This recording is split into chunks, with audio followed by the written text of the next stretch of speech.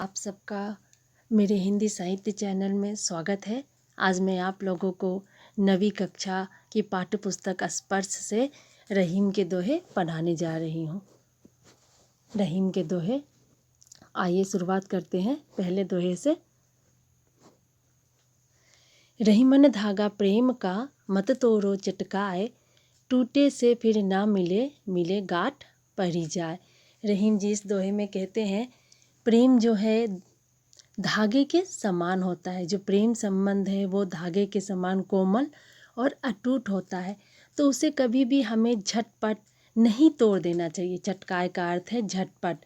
छोटी मोटी गलतफहमी में आकर, मिसअंडरस्टैंडिंग होके जल्दी से प्रेम संबंध को नहीं तोड़ देना चाहिए। टूटे से फिर ना मिले मिले गांठ पड़ी जाए।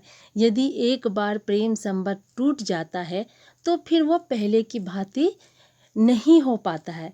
यदि हम वापस उस प्रेम संबंध को जोड़ने की भी कोशिश करें तो उसमें एक गांठ पड़ जाती है। मीन्स मन में थोड़ा सा खटास रह ही जाता है और पहले की तरह जो विश्वास वाला संबंध था वैसा विश्वास पात्र संबंध नहीं हो पाता है। दूसरा दोहा देखते हैं। रहीमन निज मन की विथा, मन ही राखो गोए, सुनी अठी लय लोग सब, बाटी न लहे कोई।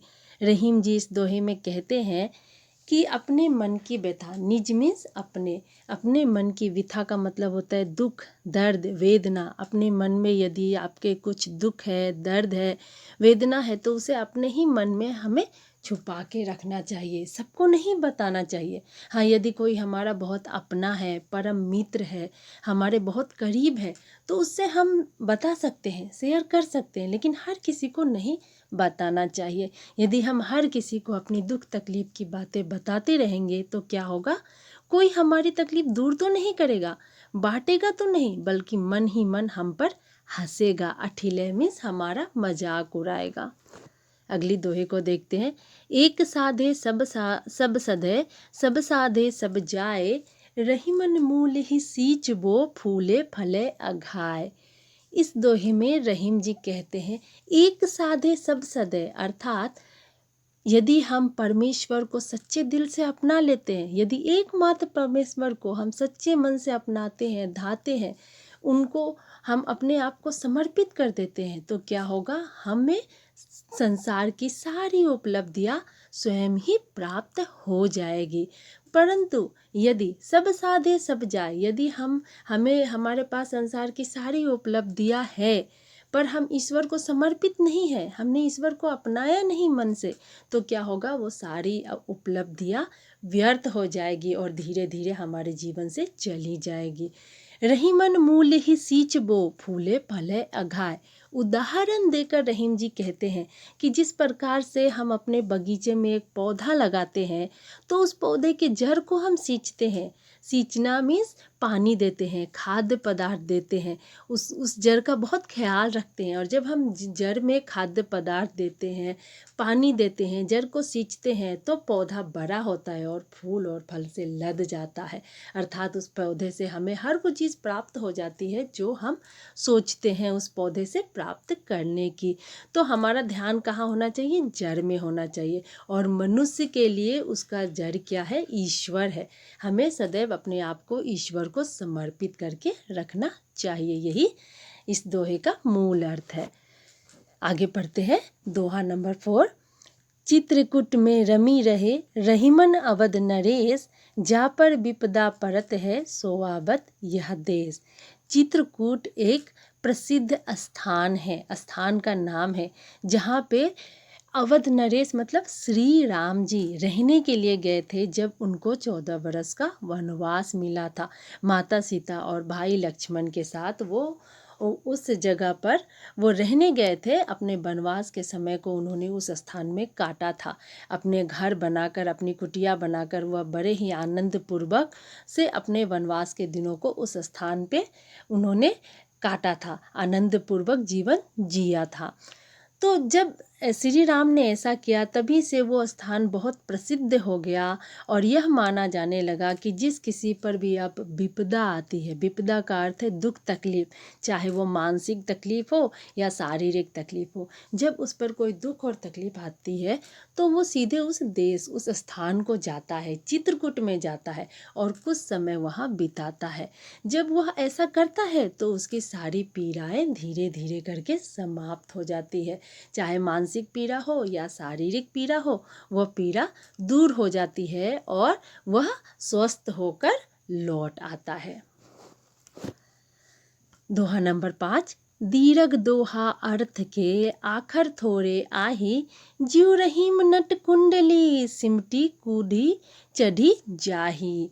रहीम जी कहते हैं दोहा छंद तो बहुत कम अक्षरों से लिखा जाता है, उसमें अक्षर बहुत कम होते हैं, लेकिन फिर भी उसका मतलब क्या होता है, विशाल होता है, बहुत बड़ा होता है, वो बहुत मीनिंगफुल होता है। बिल्कुल उसी प्रकार से जिस प्रकार से नट कुंडली सिमटी कूदी चढ़ी जाए। नट का मतलब है एक कलाकार, कुंडली का अर्थ होता है छोटी मुंह वाली, तंग मुंह वाली बर्तन। जैसे एक कलाकार जीव छोटी मुंह वाली बर्तन में भी घुस जाता है और वहाँ से घुसकर बाहर निकल आता है, उसी प्रकार से दोहा छंद भी एक कला के समान है। जो दोहाकार होते हैं वो यह कलाकारी कर गुजरते हैं और कुछ ही शब्दों से, कुछ ही अक्षरों से दोहा को रच देते हैं, पर उसका जो अर्थ होता है वो बहुत विशाल होता है और यदि उसके अर्थ को हम अपने जीवन में अपनाते हैं तो हम सफलता प्राप्त करते हैं। आगे देखेंगे हमारा छठा दोहा। धनी रहीम जलपंक को, लघु जिये पियत अघाय, उदधि बड़ाई कौन है जगत प्यासो जाए। धनी रहीम जल पंख को कहने का मतलब है, रहीम जी कहते हैं कि पंख का जल जो है बड़ा महान है। किसकी तुलना में महान है? सागर। उदधि की तुलना में वो महान है, सागर की तुलना में वो महान है। क्यों? क्योंकि पंख में जो कीचड़ का पानी होता है वो थोड़ा होता है, कम स्थान तक सीमित रहता है, लेकिन वह परोपकार करता है। छोटे जीव जंतु उस जगह पर आकर उस कीचड़ भरे पानी को पीते हैं और अपनी प्यास बुझाते हैं। अघाय का मतलब तृप्त हो जाना, प्यास बुझा लेना। लेकिन समुंदर होता तो बहुत बड़ा है, विशाल है, उसमें अतः जल भी होता है, लेकिन उसका जल इतना खारा होता है, नमकीन होता है कि कोई भी उसे नहीं पीता, किसी की भी प्यास उस जल से नहीं बुझ सकती। मतलब वो मतलब किसी योग्य ही नहीं है, किसी की सहायता नहीं कर सकता, वो किसी की प्यास नहीं बुझा सकता। इसीलिए कीचड़ का पानी कम ही सही, थोड़े जगह पर सीमित ही सही, वह समुंदर के पानी से ज़्यादा महान होता है। आगे देखते हैं सातवां दोहा। नाद रिझी तन देह मृग, नरधन देह समेत, ते रहीम पशु से अधिक रिझु कछु न देत। नाद का अर्थ है संगीत, रिझी का अर्थ है मोहित हो जाना, तन देत मृग, मृग जो है, जो हिरन है, जो जंगल में रहता है, वह संगीत की ध्वनि पर मुग्ध होकर, उसे संगीत से प्रेम होता है। जो हिरन है उसे संगीत से बेहद प्रेम होता है, वो संगीत की ध्वनि पर मुग्ध होकर अपना जीवन भी त्याग देता है। मतलब अर्थ इस प्रकार से है कि जो शिकारी है वो हिरन को जाल में फंसाने के लिए संगीत का प्रयोग करते हैं। जैसे ही हिरन संगीत सुनता है वह संगीत की ध्वनि की ओर मोहित हो जाता है और जाल में फंस जाता है और फिर शिकारी उसे मार देते हैं। तो जो हिरन है उसे संगीत से प्रेम है और इसी प्रेम के कारण वो अपने शरीर को भी त्याग देता है।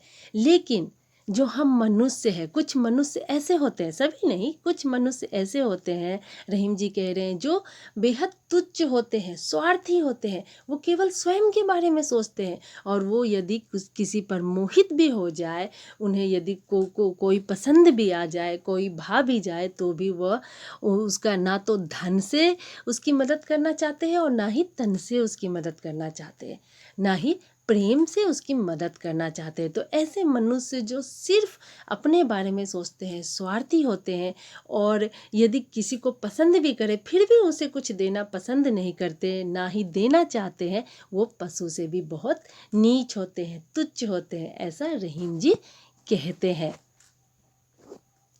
बिगड़ी बात बने नहीं, लाख करे किन कोई, रहीमन फाटे दूध को मथे न माखन होई। रहीम जी कहते हैं बिगड़ी बात बने नहीं, यदि एक बार बात बिगड़ जाए तो नहीं बनती। लाख करे किन कोई, यदि कोई लाख कोशिश भी करे, किन मीन्स कोशिश, उपाय, कोशिश भी करे तो वह उस बात को वापस नहीं बना सकता। एक बार यदि माहौल खराब हो जाए तो फिर उस माहौल को बनाना आसान नहीं होता, बल्कि बन ही नहीं पाता। तो हमें क्या करना चाहिए, बात को बिगड़ने से पहले संभाल लेना चाहिए, माहौल को बिगड़ने से पहले संभाल लेना चाहिए। रहीम जी उदाहरण देकर भी हमें समझाते हैं।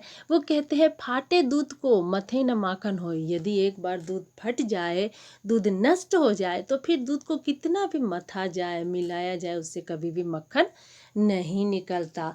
जबकि यदि दूध शुद्ध हो तो उसे मथने से, बार बार बहुत ज़्यादा मिलाने से वहाँ से मक्खन निकलते हैं, जिससे बड़े बड़े स्वादिष्ट मिठाई और मिष्ठान बनते हैं। आगे जानते हैं आगे के दोहे में क्या कहा है रहीम जी ने।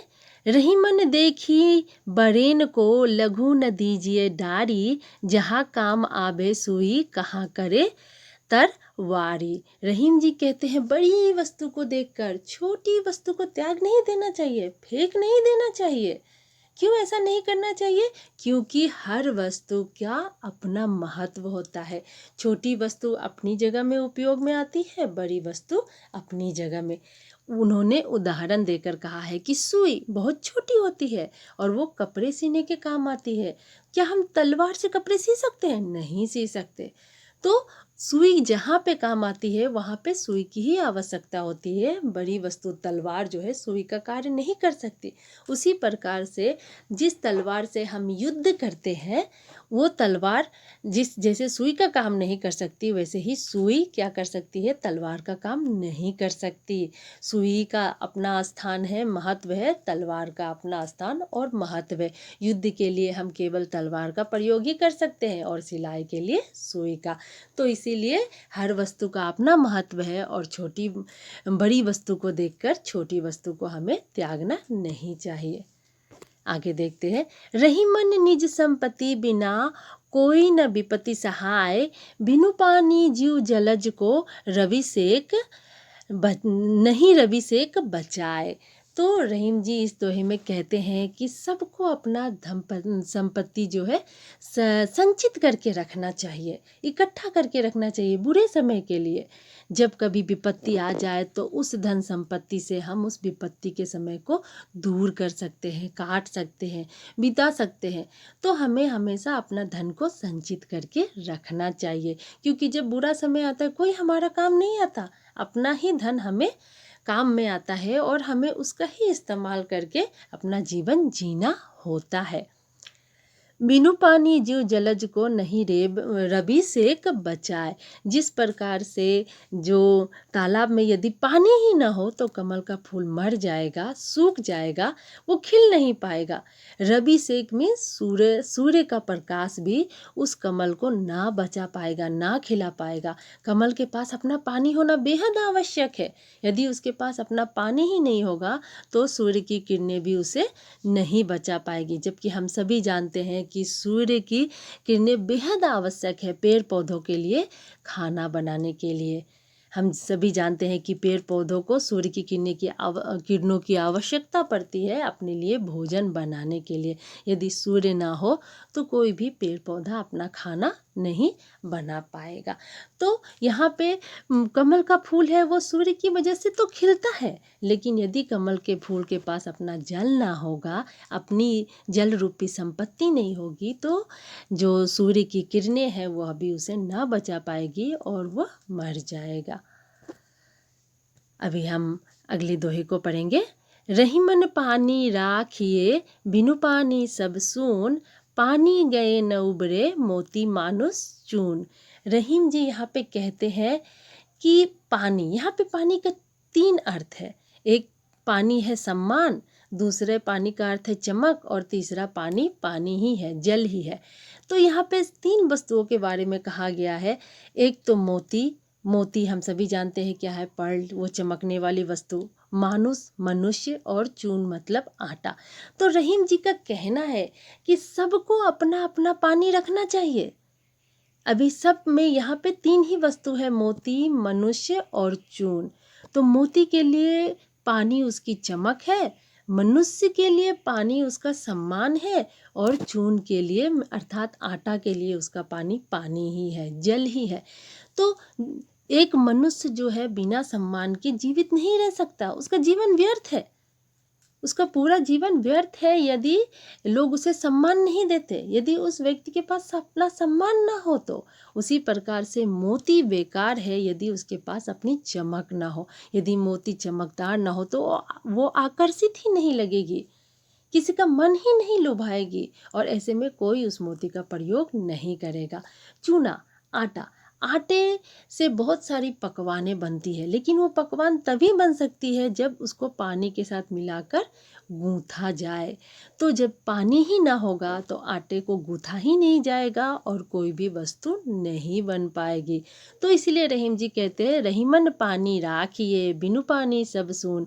बिना पानी के क्या है, ये तीनों वस्तुएं व्यर्थ है। पानी इनको रखना चाहिए, मनुष्य को अपना सम्मान बचा कर रखना चाहिए, मोती को अपनी चमक और आटे को पानी रखना चाहिए। क्योंकि बिना पानी के, बिना सम्मान के मनुष्य, बिना चमक के मोती और बिना पानी के आटा का जीवन क्या है, व्यर्थ है, किसी योग्य नहीं रहेंगे ये तीनों।